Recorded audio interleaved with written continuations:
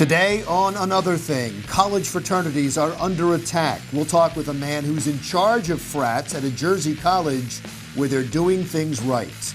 And my commentary will be on the media and its ugly and untrue attacks on fraternities. And Dawn takes us to a stunning, one-of-a-kind interactive science exhibit that will make its one and only North American showing in our area. I'm Larry Menti. Welcome to Another Thing. Recently, fraternities have come under attack for alcohol, for underage drinking, wild parties, hazing, and sexual assault. Some universities have disbanded frats. Others are considering that.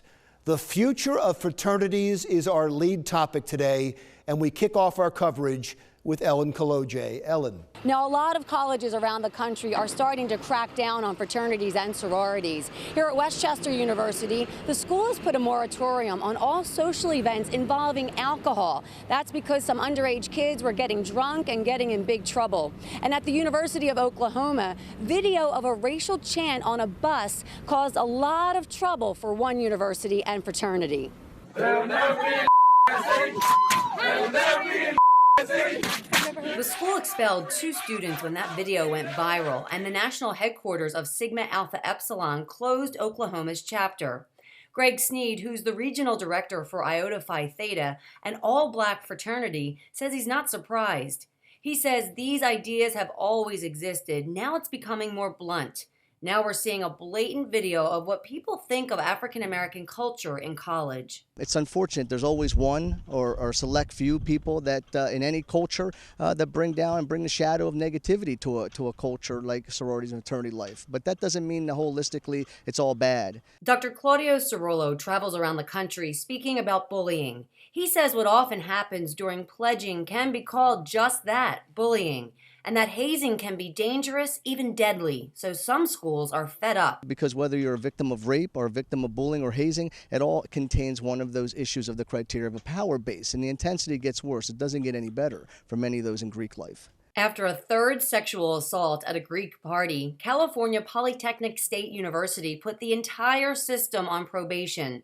Dr. Cerullo and Greg Sneed don't want all fraternities and sororities shut down. They want more education on all levels. We're back to awareness, we're back to education, we're back to professional development, both at the university level and back at the high school level for these young people who hear about their brothers and sisters or friends are in college and want to go and pledge, but they should understand the pitfalls that go along with pledging. Now, here on the campus of Westchester University and at colleges all across the country, advocates of the Greek system will tell you that the good far outweighs the negative. They insist that these college kids do a lot of work. They raise thousands of dollars for charity and donate thousands of hours to various organizations. And they argue that the actions of a few should not punish all the rest. Reporting for Another Thing, I'm Kolodziej. Thank you, Ellen. To talk more about fraternity life and the reputation of fraternities across the country, I am joined by Alex Lewis, who is the Assistant Director at the Center for Leadership and Service in Kean University. And with that title, that means you basically oversee the Greek life on campus. Yes, correct. Do you think that fraternities are getting a bad rap across the country? Yes, well, across the country, they are getting a very bad rap with a lot of different negative stuff that's going on throughout the nation. But however, I know at Kean University, we hone on a lot of the positive things that the Greek organizations are doing. The fraternities nationwide, some members do crazy things that brings out the negative, that portray the whole fraternities in a bad light. That's what I was going to get at. And I'm sorry to interrupt you, but I want to key in on that point, because I've heard many fraternity members say, boy, it's unfair. They shouldn't be saying this about us. And my answer to that is, well, you should police yourselves. You're having these drunken parties where things can go horribly wrong. You should take some accountability. Is that fair? That is fair because some of the members, again, within the organization, like you said, the key word, policing themselves. Being responsible, that's one of the main things that we teach our students, to be responsible as far as if you're going to have a party and have a social gathering. You got to be responsible. If anything bad happens, then they're going to come down on all fraternities and sororities. So that's why they have to police themselves and to shed a lot more of the positive things that they do. In talking about accountability, What role does the university have? Because they give their blessing to these fraternities. Shouldn't they also be policing the parties? There are some in some universities, they have what they call fraternity rows, where their houses some of the universities overseas. But there are some campuses that the school does not oversee. It's just a bunch of students that live off campus, but the university do not oversee the houses. Then that falls under the student code of conduct within different departments, because anything that happens off campus with students, then the university can step in and deal with that. Let me just push back a little bit on that, because isn't that kind of done with a wink and a nod? Isn't that not taking enough responsibility for the universities to say, well, it's off campus? I know it's a fraternity, and I know we sanctify and we acknowledge the fraternity, but it's off campus, so that's not our responsibility. It's not that easy, is it? No, it's not that easy. However, some universities might do that, but I know at Kean, we do talk to the people, because it's very important to be neighborly with the people that you live next to, because those are family members that go to work, that's doing a lot of stuff in the community. We don't want students to go and report them as far as not doing the positive things around the community. But we deal with the individual students as well at Kean University. But again, some universities do, some do not. I know, and I'm doing what the media always does. I'm focusing on the negative, and I know you have a wonderful story to tell. Let me stay on this for one more minute, though. Okay. The problem, as I see it, with the parties, and that's usually where the problems happen, sexual assault, underage drinking, too much alcohol. Is that fair to say they're the three major problems? I would say that's a major problem.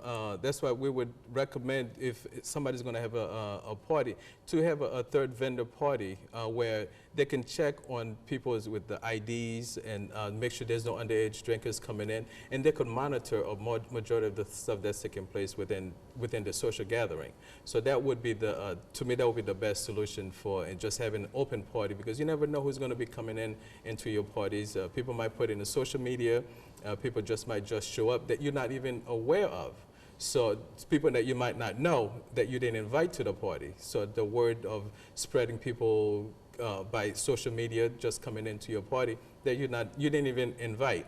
So that's why to be able to be a more structured program as far as they're going to have a social gathering. Is this something that all universities are talking about now, especially and Kean University, which you know about specifically? Are they all sharing information on how to combat this? Yes, yes. And actually we have a Greek advisors meeting in the summertime within the New Jersey Greek advisors. So these are the topics, so those are some of the things that we are discussing to make sure that to be proactive for this program. Are we doing enough about sexual assault at fraternities? Let's expand it from there on campus. Are the universities, is the system doing enough? I know at Kean University we definitely are. We do have a lot of different programs for sexual assault. We just had a campus save program that we dealing with the where we had administrators, students.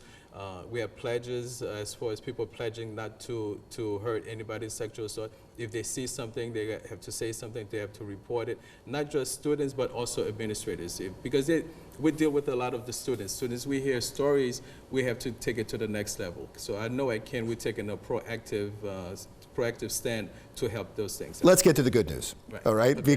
Because it's so easy to cover the bad news, and that's what we always do. And probably for every bad incident, there's 90 good incidents that happen to fraternity. I know at Kean, you got national attention because one of your fraternities actually bought some land and is going to build a house for the homeless. We had one of the gentlemen from the frat in here. How's that going? So far, it's going extremely well for them. We just had a meeting the other day with the Board of Trustees of Kean University to present part of their project to them as well.